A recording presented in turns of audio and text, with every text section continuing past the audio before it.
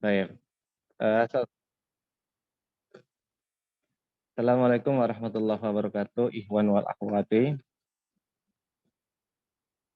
Alhamdulillahilladzi arsala rasulahu bil huda wa dinil haq liyudhhirahu ala dini kulliha wa kafa billahi wa syahida. Asyhadu an la ilaha illallah wa asyhadu anna Muhammadar Rasulullah. Allahumma shalli ala Muhammad wa ala ali wa sahbihi ajmain, amma ba'd.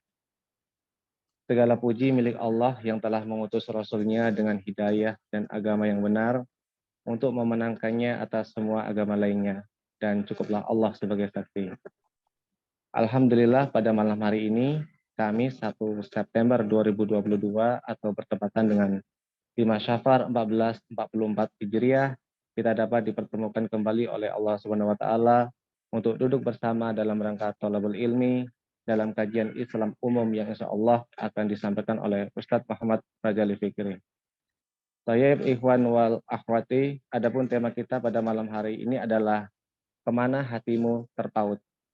Insya Allah di akhir sesi kita akan dipersilakan untuk seluruh peserta menyampaikan pertanyaan yang tentunya sesuai dengan tema malam hari ini, baik melalui Zoom chat ataupun live hand.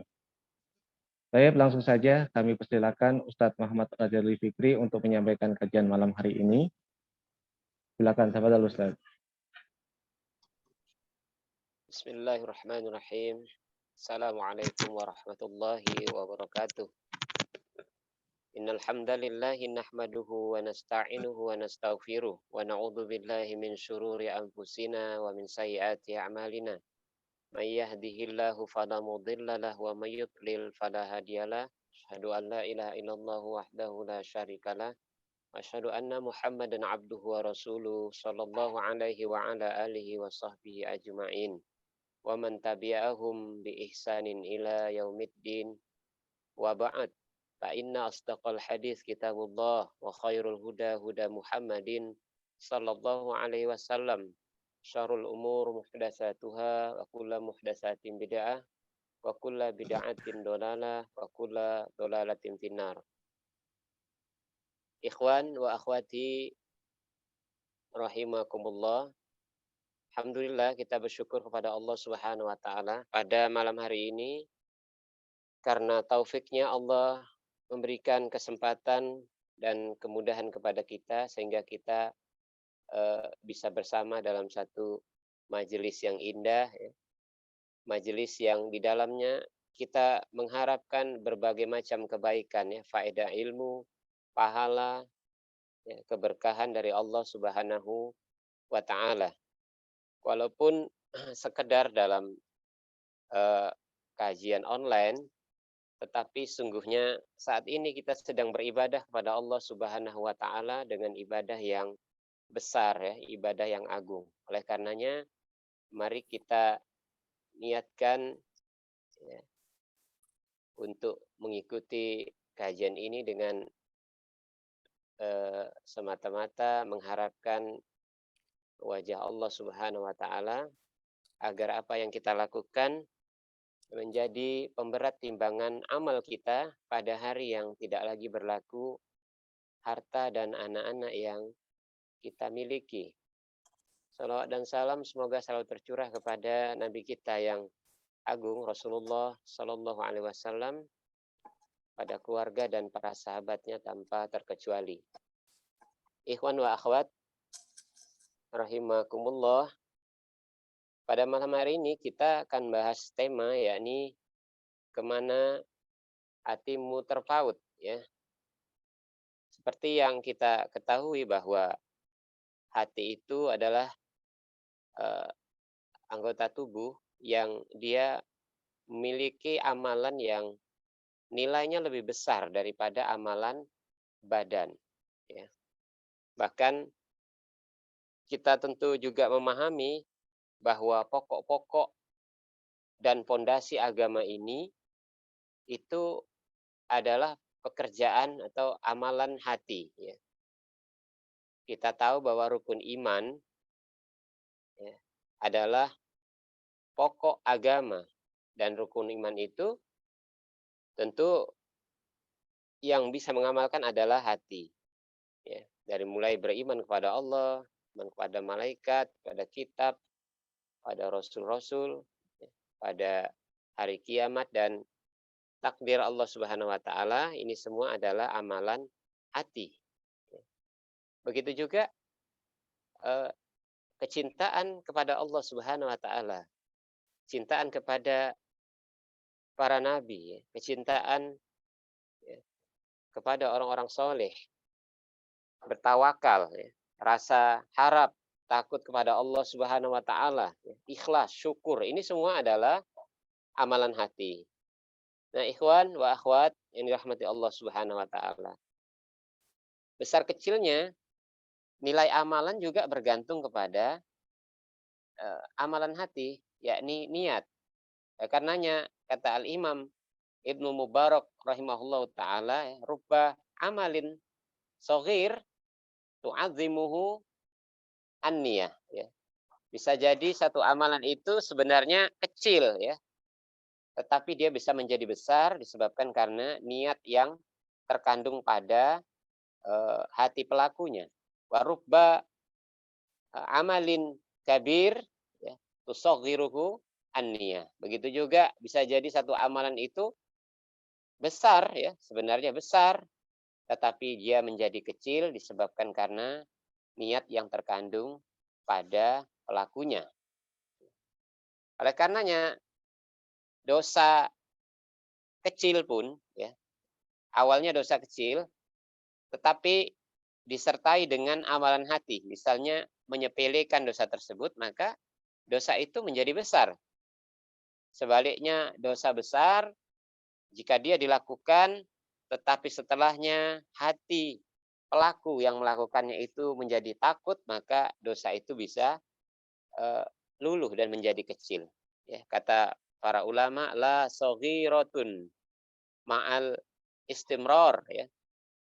Enggak ada yang namanya dosa kecil jika dia dilakukan terus-menerus. Kenapa? Karena mungkin pelakunya menganggap atau menyepelekannya. Wala kabiratun ma'al istighfar, dan tidak ada dosa itu besar, ya, kalau dia minta ampun kepada Allah Subhanahu wa taala dengan beristighfar. Nah, ikhwan wa akhwati rahimakumullah, ya. Inilah di antara dahsyatnya hati, ya. Bahkan amalan bisa jadi tidak diterima, ya, jika satu amalan itu tidak menghadirkan hati yang ikhlas, ya. Misalnya sedekah itu adalah amalan besar, tapi sedekah karena riya maka amalan itu pun terhapus. Membaca Al-Quran tinggi nilainya, tapi jika membaca Al-Quran dengan sum'ah, yakni ingin dipuji orang dengan memperdengarkannya, maka amalan baca Quran pun bisa menjadi sia-sia. Oleh karenanya ada satu ungkapan, ya, orang mengatakan bahwa obsesimu adalah apa yang membuatmu resah, ya. Dan kita tahu bahwa obsesi itu sesungguhnya ia melekat dalam hati, ya. Apa yang diresahkan oleh seorang pelajar misalnya, seorang mahasiswa, ya tentu nilai ujian atau nilai rapotnya, ya, atau KHS-nya itu buruk. Kenapa? Karena obsesi kebanyakan pelajar mahasiswa adalah mendapatkan nilai terbaik, ya. Apalagi kalau jika mereka dibayang-bayangi tidak lulus, maka keresahan besar akan menimpa mereka, ya, akan menimpa mereka. Begitu juga apa yang terjadi atau keresahan apa yang terjadi pada seorang pegawai misalnya, ya. Keresahannya adalah takut di PHK, ya. Karena obsesi para pegawai adalah terus bisa diterima bekerja, ya, di tempat ia bekerja, atau bisa jadi mengharapkan naik karir dan terus berpendapatan tinggi. Apalagi misalnya apa keresahan yang dialami oleh seorang koruptor misalnya. ya takut ketahuan atau takut kena OTT ya. Kenapa? Karena obsesi mereka bagaimana menikmati kelimpahan harta tanpa diketahui.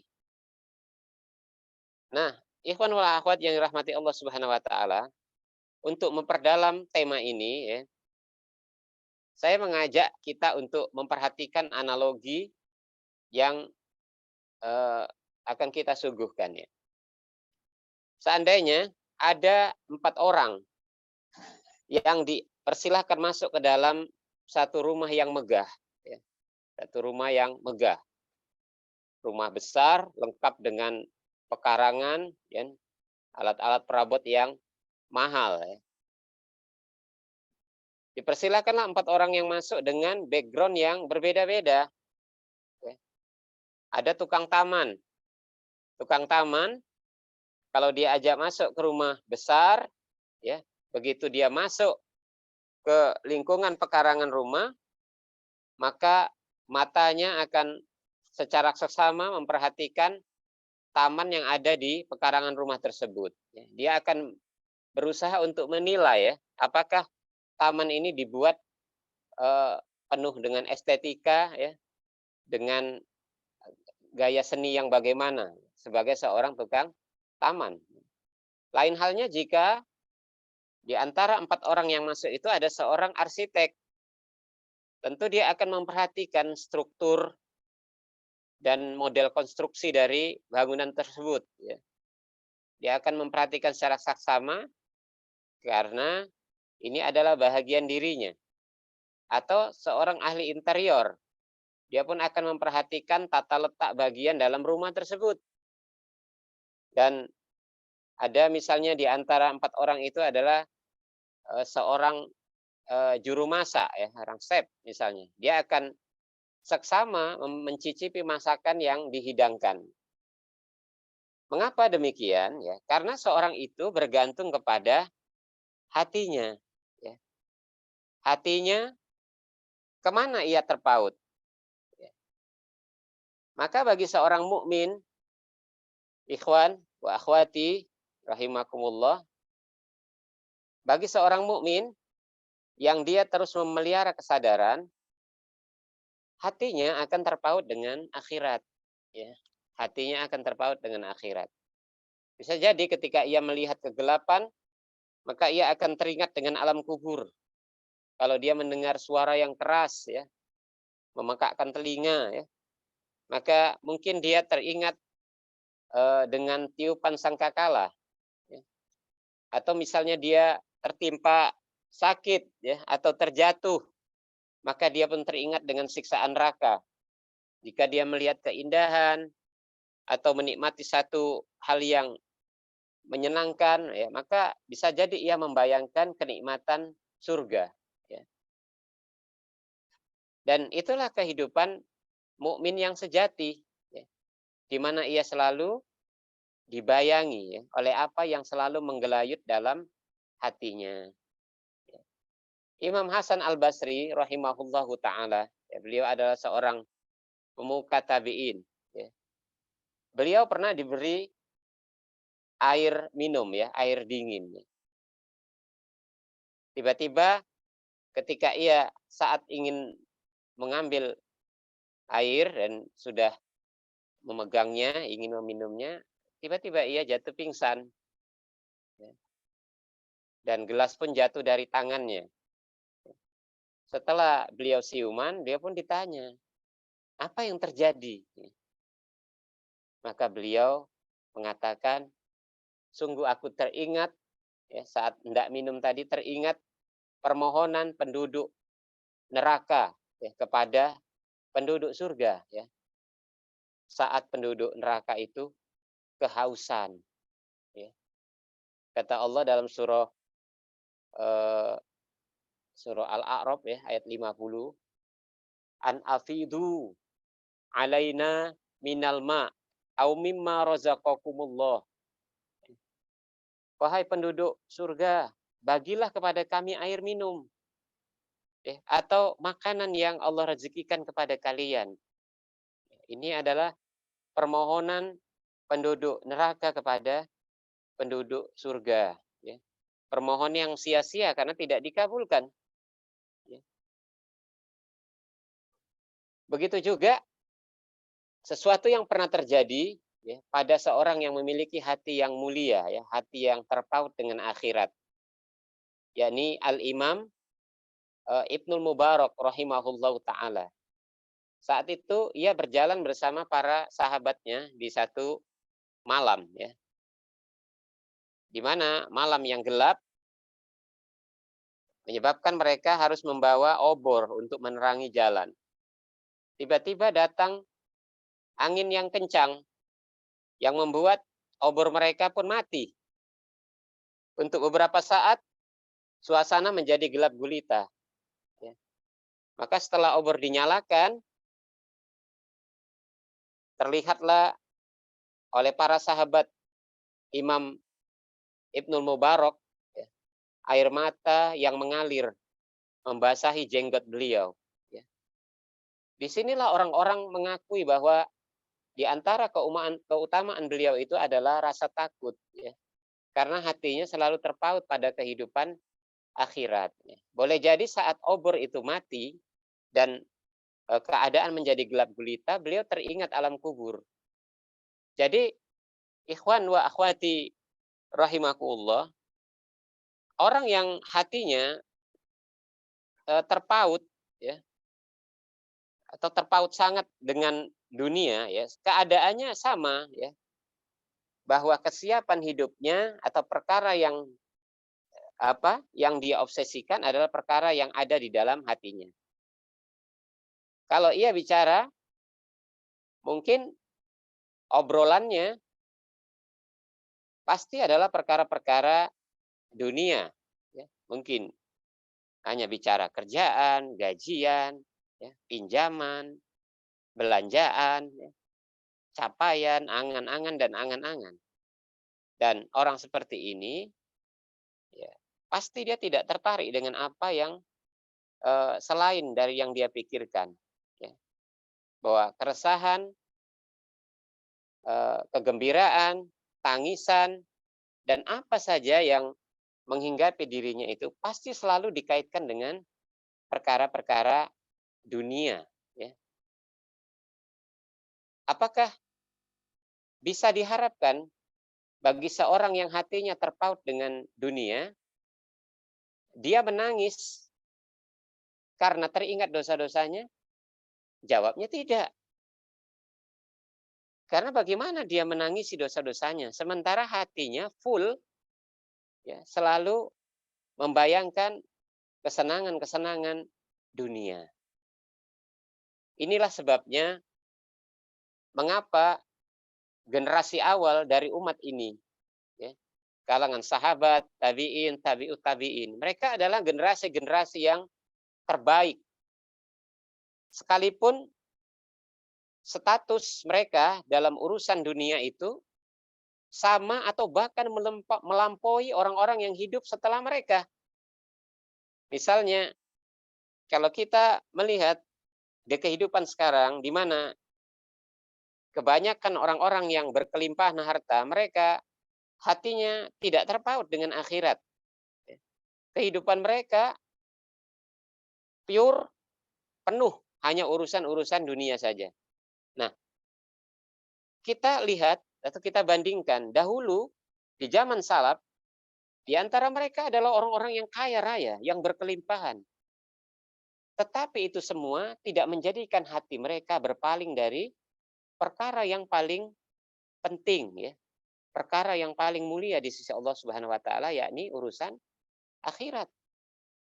Kita tidak temukan ya, di antara salafus sholih, misalnya di kalangan para sahabat atau tabi'in, yang mereka memiliki kelimpahan harta atau berada pada kedudukan yang tinggi. Lalu mereka menjadi lalai. Ya, menjadi lalai dengan apa yang mereka miliki. Kita lihat misalnya seperti Khalifah Umar bin Abdul Aziz. Beliau adalah seorang khalifah besar ya di zaman Bani Umayyah. Cucu dari Umar bin Khattab radhiyallahu an. saat dia menjabat sebagai khalifah, ya, beliau adalah orang yang paling banyak menangis, paling sedikit tidur, dan kebiasaan beliau adalah memanggil atau mengundang ulama-ulama yang hidup di masanya untuk memberikan nasihat kepada beliau setiap malam. Dan dengan nasihat itu beliau menangis, ya, menangisi keadaannya sampai menteri-menterinya merasa marah, ya, kepada ulama yang menasihatinya, mengatakan engkau telah membuat khalifah bersedih. Tapi beliau mengatakan tidak mengapa, ya, aku bersedih sekarang, ya, daripada aku bersedih di hari yang tidak lagi berlaku penyesalan. Nah, coba bandingkan dengan orang-orang yang diberikan kedudukan, ya, atau jabatan pada saat ini. Apakah mereka mampu menangis dengan tangisan kekhawatiran, ya, bahwa mereka bukanlah orang yang amanah dalam menjalankan tugas atau amanah yang mereka pikul? Nyaris tidak kita temui. Kenapa? Karena hati mereka terpaut hanya pada urusan dunia. Tetapi para salaf, hati mereka selalu terpaut pada urusan akhirat. Inilah perbandingan yang sangat mencolok, ya, ikhwan wa akhwati. Hati-hati yang terpaut dengan dunia dan hati-hati yang terpaut dengan akhirat. Pilihan itu hanya pada kita semua, ya. Apakah kita ingin mendidik hati kita, ya, menjadi orang yang memiliki hati yang terpaut dengan kehidupan yang abadi, atau kita memang ingin melalaikan hati ini sehingga tidak sampai kepada kita satu keadaan di mana hati kita, ya, terpaut kepada urusan yang paling tinggi, yakni urusan akhirat, ya. Allahu ta'ala a'lam, ya. Ya, saya kembalikan kepada host.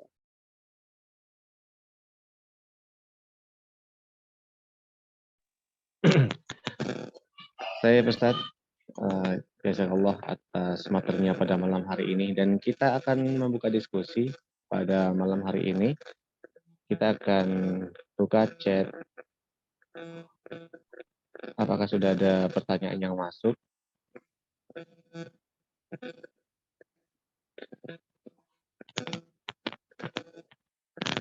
Baik, yang pertama,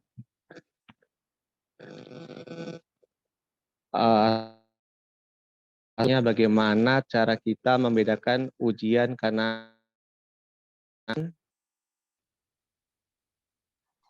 agak terpotong kayaknya. Bagaimana cara membedakan azab dan ujian, Ustadz? Yang pertama pertanyaannya. Tafadhal, Ustadz.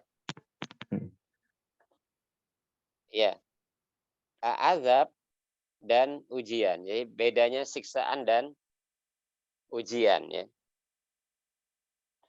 Hukum asalnya ini adalah perkara yang gaib, ya. Artinya seorang tidak serta-merta bisa mudah untuk membedakan mana siksaan dan mana ujian. Tetapi perkara ini, ya, bisa dilihat dari sisi datangnya sesuatu musibah kepada seorang itu saat bagaimana, ya, saat bagaimana.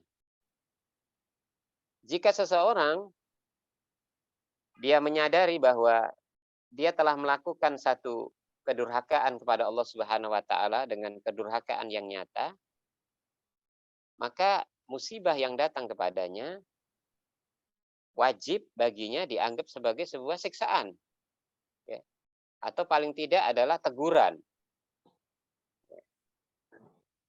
Jika hal demikian dia tidak menyadarinya bahwa ini adalah salah satu indikasi dari orang yang binasa. Kita tahu bahwa di antara para nabi, ya, al-anbiya, ya, Mereka adalah orang-orang yang selalu mensucikan dirinya ya.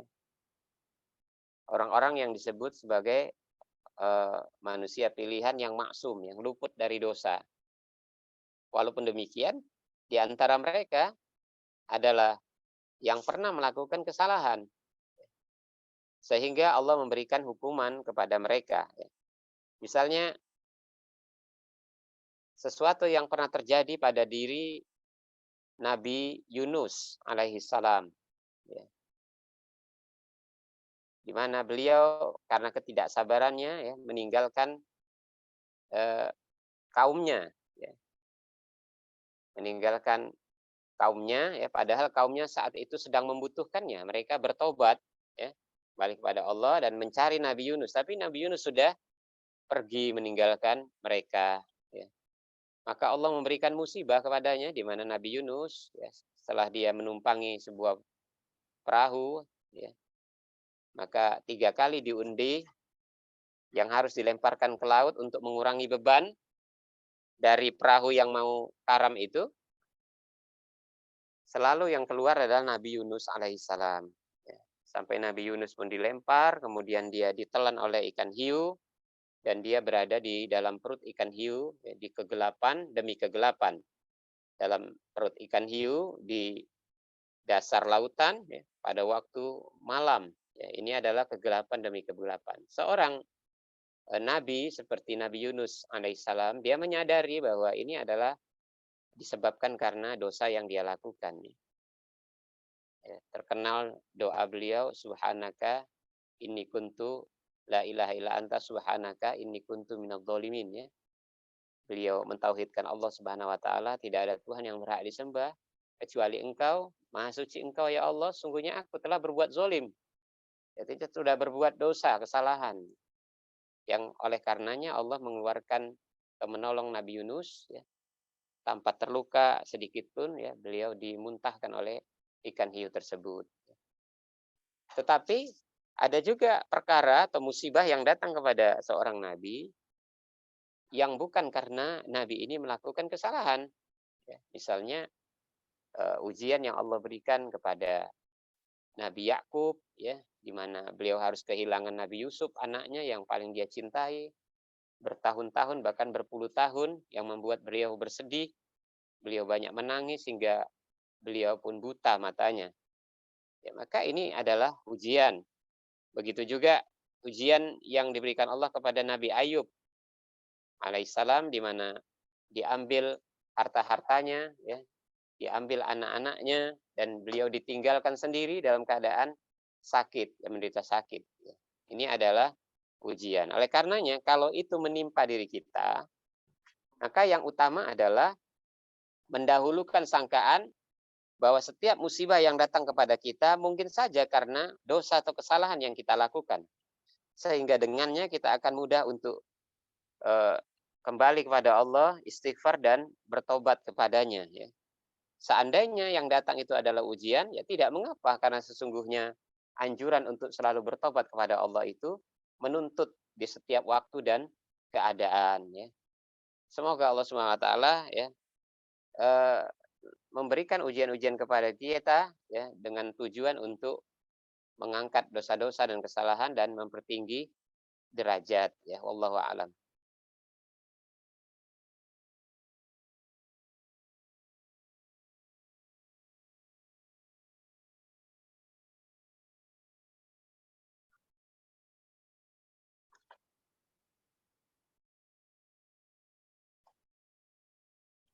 Nah,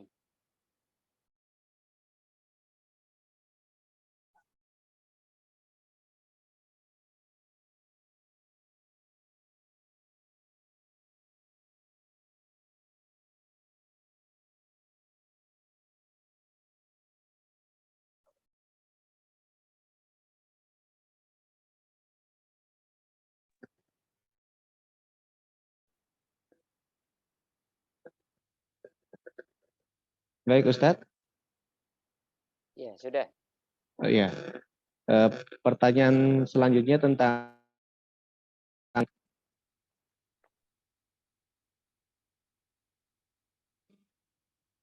Baik, anak ulangi. Ustadz, istri saya meminta izin untuk memakai niqab, tapi saya takut berjalan dengan istri saya di tempat umum. Bagaimana sebaiknya sikap saya, Ustadz? Ya, itu bagian dari ujian ya, Masya Allah. Jadi seseorang untuk dia bisa kuat dalam menjalankan syariat yang Allah berikan, ya, Allah tetapkan, memang terlebih dahulu dia harus memahami sisi syariat itu, ya, dengan ilmunya. Jadi seorang yang dia telah memahami uh, sisi kebaikan, faedah, dan keyakinan yang total bahwa apa yang datang dari Allah Subhanahu wa Ta'ala, walaupun dia asing di sisi manusia, maka dia merupakan sesuatu yang besar ya, nilainya, pahalanya bagi orang-orang yang sabar untuk menjalaninya ya. Seorang suami jika dia mendapati istrinya berkomitmen menutup aurat semakin sempurna, maka ini keadaannya bisa berbeda ya. Asumsinya bagi seorang suami, suami yang paham agama, dia memahami bahwa ini adalah perkara yang agung karena datangnya dari Allah dan Rasul-Nya, dia akan mensyukurinya dengan syukur yang dalam ya.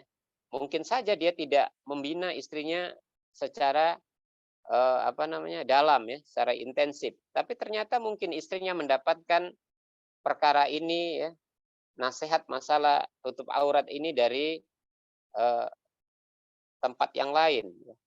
Sehingga dia mendapati istrinya dalam keadaan berkomitmen dalam menutup auratnya. Maka kesyukuran, kebanggaan, kegembiraan akan menghampiri suami yang memahami akan hal ini. Bagaimana dia tidak bangga bahwa kecantikan istrinya hanya dialah orang yang benar-benar bisa melihat dan menikmatinya. Sementara dia tidak memberikan kesempatan kepada orang lain untuk melecehkan istrinya ya. Karena keadaan istrinya begitu tertutup ya. Tetapi bagi suami yang tidak memahami akan hal ini, ya, justru akan datang perasaan bagi dia merasa malu ya kalau istrinya itu tutup aurat sedemikian rupa ya, misalnya pakai eh, jilbab yang begitu besar, apalagi pakai niqab ya, tertutup wajahnya, sementara sebagian manusia belum memahami akan syariat ini ya, banyak serangan dan olok-olok ya, bahwa ini adalah paham sesat dan seterusnya ya, tentu dia merasa gerah ya, karena dia sendiri tidak memahami secara mendalam tentang akan hal tersebut ya. Oleh karenanya pahamilah dan bacalah bagaimana fatwa-fatwa ulama terkait dengan masalah wanita dan aurat yang mereka harus tutupi ya. Setelah kita memahaminya sebagai suami ya, maka kita akan menjadi kuat, menjadi rela, dan bisa mensupport istri kita untuk terus konsisten dalam menutup auratnya. Ya. Walaupun kita katakan keyakinan dan kekuatan kita itu tentu bisa saja berjalan secara bertahap ya, tidak secara langsung. Mungkin saat ini kita belum mampu ya, tapi kita berusaha untuk terus-menerus ya dengan mengharapkan pertolongan Allah Subhanahu wa taala ya, insya Allah akan menjadi lebih baik ya, pemahaman kita. Allahu a'lam.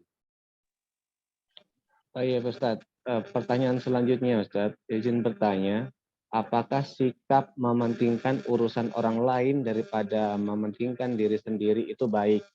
Yang pada akhirnya saya mengalami kerepotan sendiri, tapi untuk menolaknya tidak tega.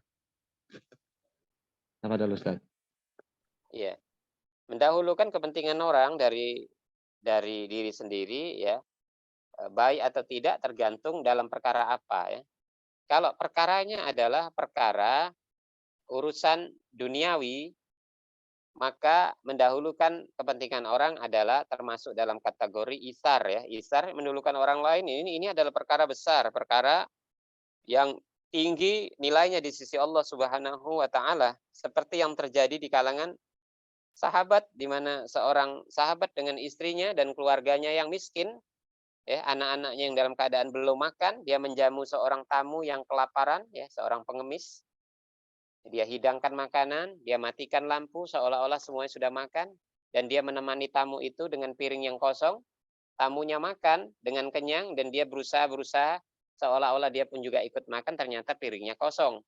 Yang dengannya, ya, turunlah ayat surah Asyr ayat 9, di mana Rasulullah SAW juga memuji. Dia mengatakan, sungguh perbuatan kamu tadi malam dengan istrimu, ya, menjamu tamu itu membuat Allah tertawa, ya, membuat Allah ridho.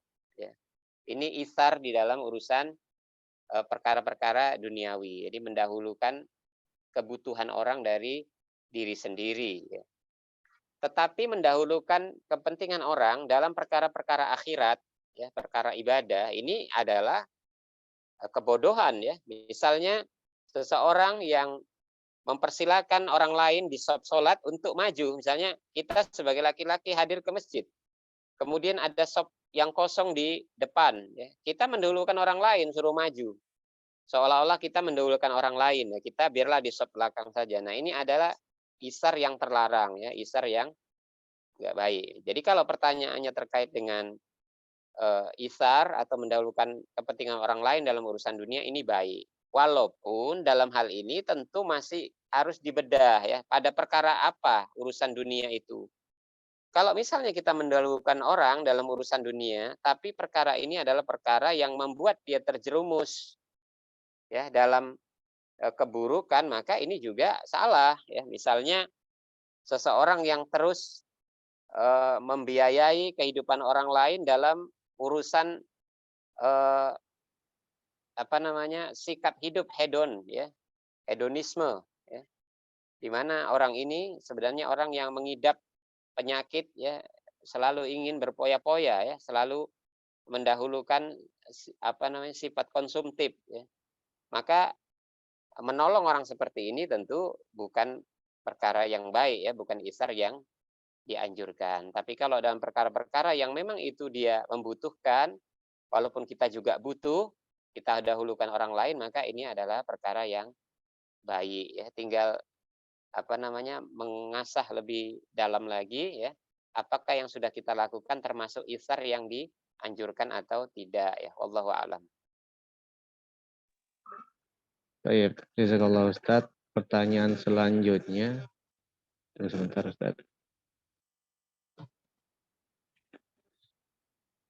Assalamualaikum Ustaz, izin bertanya. Salah satu hadis menyampaikan, bukanlah dengan banyaknya harta dunia, namun yang namanya kaya adalah hati. Apakah ketika hati ini selalu merasa cukup merupakan salah satu tanda bahwa hati ini telah terpaut pada urusan akhirat? Dan selanjutnya bagaimana caranya agar kita mendidik hati kita agar selalu terpaut ke akhirat? Oh iya, Tafadhol Ustaz. Ya. iya. Jadi kata Nabi, laisal ghina an kathratil arad walakinnal ghina ghinan nafs, ya, bahwa yang disebut kaya itu bukan selalu terkait dengan urusan banyaknya simpanan, ya, banyaknya perhiasan, banyaknya uang, ya. Tetapi yang dimaksud kaya itu adalah ghinan nafs, yakni kaya hati. Yang dimaksud dengan kaya hati itu adalah ridho dengan apa yang Allah rezekikan kepadanya, ya. Di dalam hadis yang lain, ya, Nabi mengatakan bahwa seorang yang dia bangun, seorang yang dia keadaan tubuhnya sehat, kemudian dia berada di satu rumah, di satu kediaman yang aman, ya, tidak ada gangguan, tidak ada yang menakut-nakuti, kemudian ada makanan yang bisa dimasak pada hari itu, maka orang yang keadaannya seperti ini seolah-olah dunia itu dihadapkan ke kepadanya atau menjadi miliknya. Artinya sebenarnya di dalam Islam untuk menjadi kaya itu, ya, simple, ya, simple sebenarnya. Bukan yang disebut kaya itu mesti sudah punya rumah megah, ya, kendaraan yang banyak dan seterusnya, ya. Tapi kaya hati itulah yang sesungguhnya. Bukankah kita mengetahui bahwa banyak di antara manusia yang mereka dalam pandangan zohir orang lain sudah seperti kaya raya, dia memiliki semua. Tetapi dia selalu merasa kurang, ya. Dia selalu merasa tamak, ya, bahkan urusan-urusan yang dia selalu kerjakan setiap hari itu membuat dia letih, ya. Karena dia merasa selalu kurang dan kurang. Ini orang seperti ini justru disebut orang miskin, ya. Orang yang selalu merasa kurang. Nah, orang yang Allah berikan qanaah di dalam hatinya, ini adalah bahagian dari indikasi bahwa eh, dia hatinya terpaut dengan akhirat, ya. Dia terpaut dengan akhirat. Karena hanya orang-orang yang memahami hakikat dari kekayaan, dari harta yang dimiliki itu, ya, dengan di jalan yang Allah ridhoi, itu adalah orang yang hatinya pasti hati yang tenang, ya, hati yang tenang, hati yang eh, menghinggapi padanya, ya, perkara-perkara dari bagian akhirat. Oleh karenanya bersyukurlah, ya, kalau kita termasuk orang yang diberikan Allah, ya, sifat qanaah, ya, artinya merasa cukup dengan apa yang ada, ya. Apalagi misalnya secara zohir memang Allah memberikan kelimpahan yang banyak, ya, tetapi kita tidak tertipu dengan kelimpahan itu, kita banyak bersyukur dan hati kita qanaah, ya, maka ini tentu ideal, ya, dari ukuran karunia yang Allah berikan kepadanya, ya. Wallahu a'lam. Oh iya, jazakallah Ustaz. Selanjutnya kita akan baca lagi pertanyaan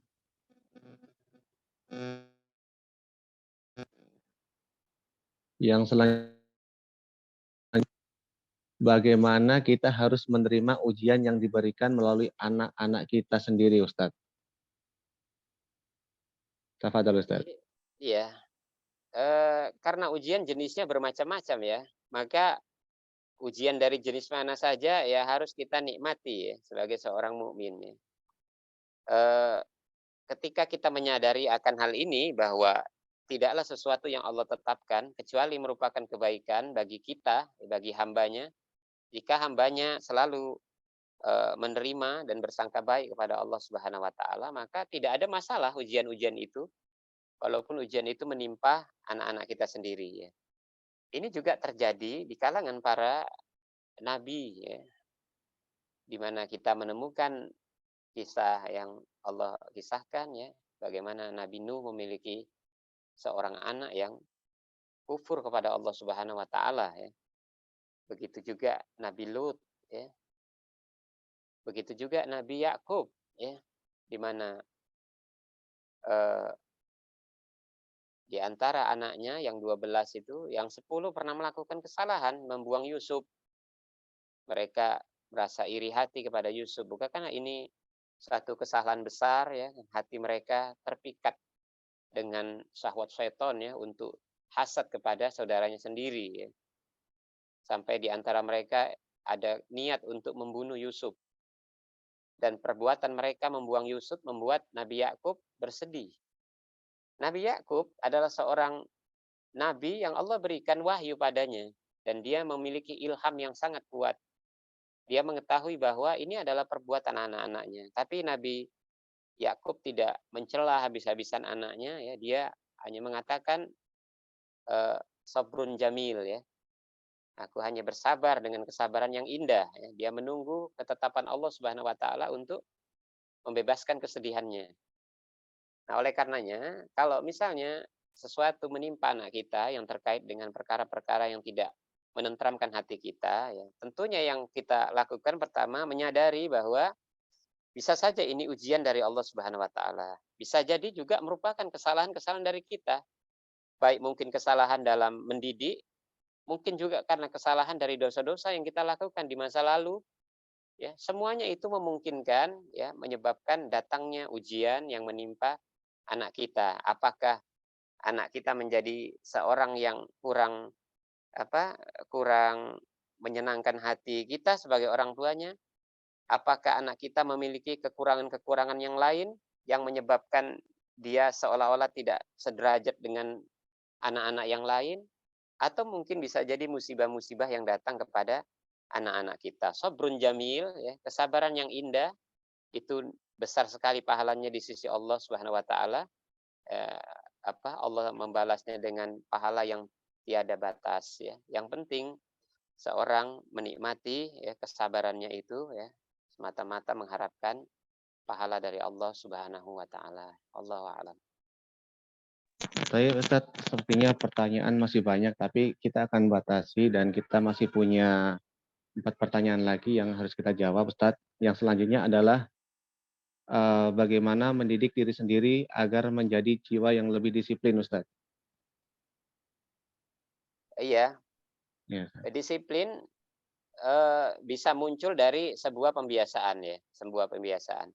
Tetapi disiplin bisa muncul bagi seorang mukmin yang dia bisa memahami, ya, ukuran waktu yang Allah berikan kepadanya.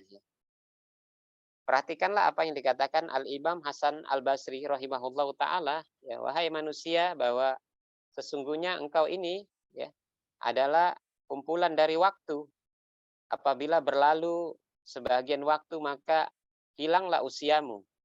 Dan apabila waktu itu habis, maka habislah engkau. Artinya kehidupan kita sehari-hari ini, ya, menjalani waktu demi waktu, sebenarnya kita sedang memotong usia-usia kita, ya. Al-waktu kasaib, ya. Waktu itu adalah seperti pedang. Jika engkau tidak mempergunakannya dengan baik, ya, engkau yang akan dipotong oleh waktu itu, oleh pedang itu. Oleh karenanya, di antara kebaikan seorang mukmin, kata Nabi, ya, min husnil mar'i, min husnil islamil mar'i, tarkuhu yagni, ya, tarkuhu yugni, ya. Di antara kebaikan Islamnya seorang itu adalah dengan meninggalkan hal-hal yang tidak bermanfaat. Oleh karenanya, menjadi seorang yang disiplin itu butuh perjalanan, ya, butuh perjalanan, butuh pembiasaan, dan butuh kesadaran, ya. Tidaklah mungkin seorang bisa menjadi disiplin kalau dia tidak bisa menghargai waktu-waktu kehidupannya, ya. Bagaimana kita memperhatikan para salaf, ya, memperhatikan waktu sedemikian rupa, sampai-sampai mereka tidak ingin waktu detik per detik itu dilewatkan tanpa ada nilai. Ya, mungkin kita katakan bahwa di antara orang-orang kafir, mereka adalah orang-orang yang sangat menjaga waktunya. Ya, dari sisi itu mungkin saja kita bisa belajar dari mereka. Tetapi seorang mukmin itu di atas orang lain, ya, dalam mempergunakan waktu. Seorang mukmin itu dia harus bisa memastikan bahwa waktu-waktu yang dia jalani itu bernilai pahala. Bernilai pahala, sehingga pahala ini memberatkan timbangannya di hari kiamat, dan dia tidak akan menyesali waktu-waktunya yang banyak terbuang begitu saja. Bukankah kita diajari dengan kaidah Islam bahwa agar supaya apapun yang kita lakukan, apapun yang kita jalani itu bisa berubah menjadi sebuah ibadah dan mendapatkan pahala dengan cara menghadirkan hati, ya. Seorang mukmin yang cerdas, jangankan dia sedang beribadah, dia sedang tidak beribadah pada hukum asalnya, dia olah sesuatu itu menjadi ibadah. Misalnya dia mau tidur. Tidur kan sesuatu yang mubah, bukan ibadah hukum asalnya. Tetapi tidurnya orang yang menghadirkan hati bisa menjadi ibadah. Misalnya waktu dia mau tidur, dia baca doa, dia niatkan bahwa tidur itu untuk menguatkan tubuhnya, sehingga dia bisa bangun besok untuk sholat sepertiga malam, untuk sholat subuh, ya. Maka niat itu menyebabkan tidurnya itu dihitung pahala. Ketika dia makan, dia ucapkan basmalah dan niatkan bahwa makannya itu untuk menegakkan punggungnya supaya dia sehat dan supaya dia bisa melaksanakan ibadah-ibadah yang Allah tetapkan, maka makannya itu jadi pahala. Walaupun sekalipun dia sedang berolahraga, maka olahraganya diniatkan untuk membuat badannya sehat dan bugar, yang dengannya dia bisa tegak sholat, dia bisa berdiri lama, ya, membaca ayat-ayat di dalam sholatnya, maka olahraganya itu bernilai ibadah. Nah, tapi orang-orang yang lalai sebaliknya, sedang beribadah pun bisa menjadi non ibadah, tidak mendapat pahala. Misalnya dia beribadah dengan satu ibadah yang menjadi kebiasaannya, dia tidak bisa menghadirkan hatinya, lalu dia melaksanakan ibadah itu kosong, dengan hati yang kosong.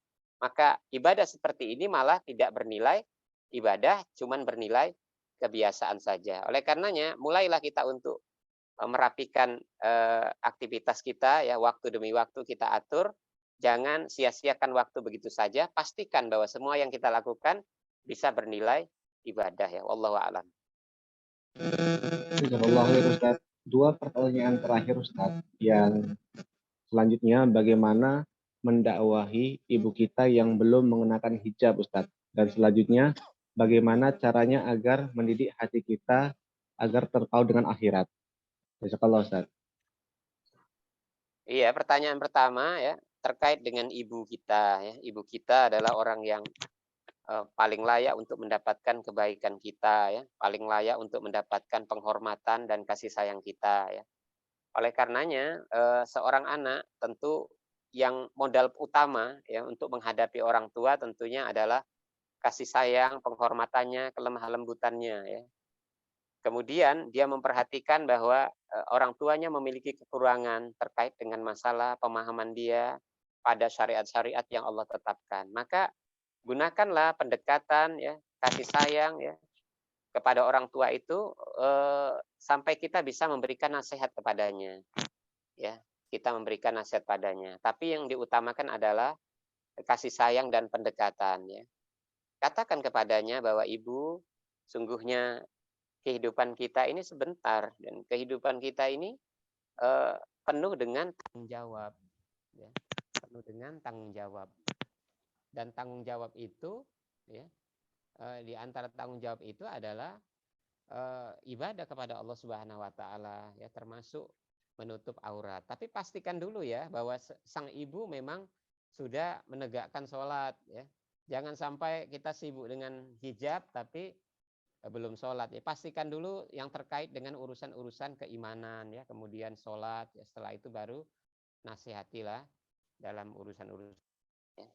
Ya, semoga Allah memberikan petunjuk kepada ibu dan memberikan pahala yang besar kepada anak yang memperhatikan perkara ini. Adapun supaya hati terpaut dengan akhirat, ya, saya apa mungkin nanti kita sampaikan di session nasihat, ya, sekalian, ya, bagaimana caranya supaya kita terpaut dengan akhirat. Allahu a'lam. Iya Ustaz, jazakallah khairan Ustaz. Selanjutnya mohon kesediaannya Ustaz untuk memberikan motivasi dan ringkasan kajian kita malam hari ini dan sekaligus sebagai penutup kajian kita pada malam hari ini Ustaz. Tafadhol Ustaz. Nah, jadi ikhwan wa akhwati yang semoga dirahmati Allah Subhanahu wa taala. Seorang juara menembak, ya, itu pastilah terjadi pada orang yang hatinya terpaut dengan kegemaran menembak. Lalu setelahnya dia pasti banyak berlatih menembak, yang akhirnya dia menjadi seorang ahli menembak. Ya, begitu juga seorang yang disebut sebagai orang yang ahli memasak. Pastilah dia orang yang minat, ya, terhadap banyak resep masakan dan berusaha mempraktekannya. Karena tidak mungkin seorang disebut ahli menembak, ahli memasak, kalau orang ini setiap harinya yang dilakukan adalah menjahit. Allah telah menetapkan kepada siapa saja yang disebut sebagai pemenang dengan kalimat yang menjadi standarisasi bagi kita bahwa orang ini adalah pemenang. Disebut pemenang, kata Allah Subhanahu wa taala, "Faman zuhziha 'anil nar wa udkhilal jannata faqad faz." Ya.